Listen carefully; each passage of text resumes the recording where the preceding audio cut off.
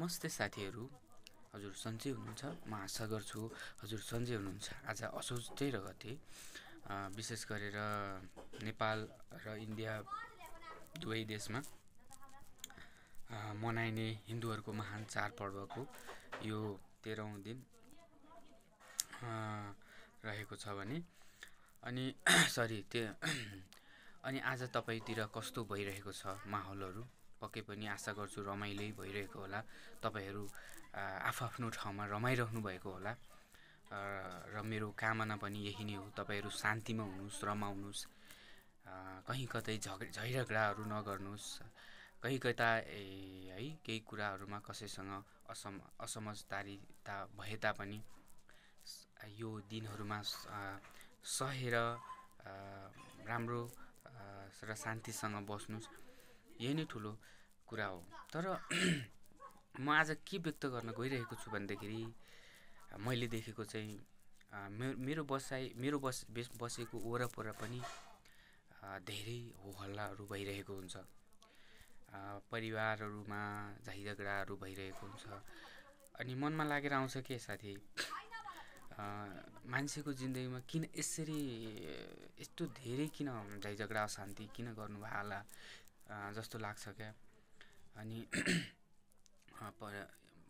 परिवारमा झैझगडाहरू अब भनौँ न, अब उहाँहरूले मान्नुहुन्छ चाडपर्व हो यो भनेर बुझ्नुहुन्छ, चाडपर्वमा पनि अब झैझगडा गरेर आदि इत्यादि गरेर अशान्तिमा बस्नु भएको छ।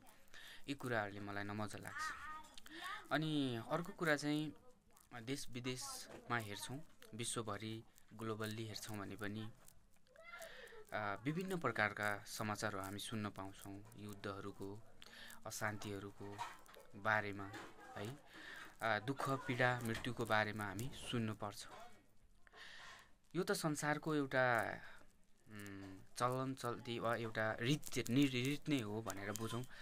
तर पनि मेरो धारणा चाहिँ व्यक्तिगत मेरो धारणा चाहिँ के छ भन्दाखेरि संसारमा केही आज जति पनि हामी मानव जाति बस्छौँ सबैले यो हात हतियारहरू बनाउनुहुन्छ है, विभिन्न अस्त्रहरू बनाउनुहुन्छ, आणविक हतियारहरू बनाउनुहुन्छ, शक्तिशाली हतियारहरू बनाउनुहुन्छ।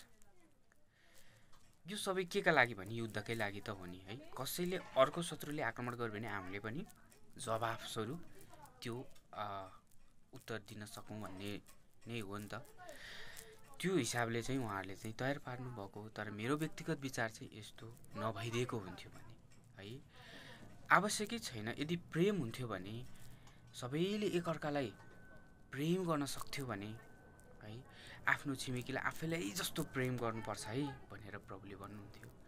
त्यो चाहिँ पालन गर्न सक्थ्यो भने आज धेरै हात हतियारहरू बनाउने देशहरूले त्यो खर्च जो बनाउन लाग्छ त्यो खर्च गरिबहरूलाई है, गरिब देशहरूलाई सहयोग गरेर गर्छौँ भने विश्वमा धेरै एकदमै राम्रो हुन्छ। तर हामी यो संसारमा यो कुरा असम्भव छ जस्तो देखिन्छ। एकदमै पूर्ण रूपमा शान्ति होस् भन्ने जुन हामी कामना गर्छौँ, हाम्रो मनमा सोच्छौँ, हामीलाई लाग्छ त्यो यो संसारमा चलेको अवस्था, गतिशील परिस्थिति जे हामीले देख्ने सुन्ने भोग्ने गरिरहेका छौँ, यो को आधारमा भन्नुपर्दा एकदम असम्भव जस्तो देखिन्छ। यस्तो के हुन्छ नि, यो सबै केले भएको होला भन्नुहुन्छ भन्दाखेरि म बुझेको अनुसार चाहिँ, बाइबल अनुसार चाहिँ यो चाहिँ पापले गरेर नै हो साथी।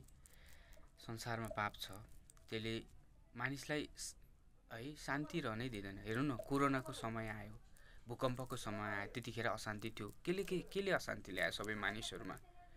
त्यतिखेर सबै मान्छे आफ्नो भित्रको अशान्तिलाई छोडेर बाहिरबाट आएको अशान्तिमा केन्द्रित थिए।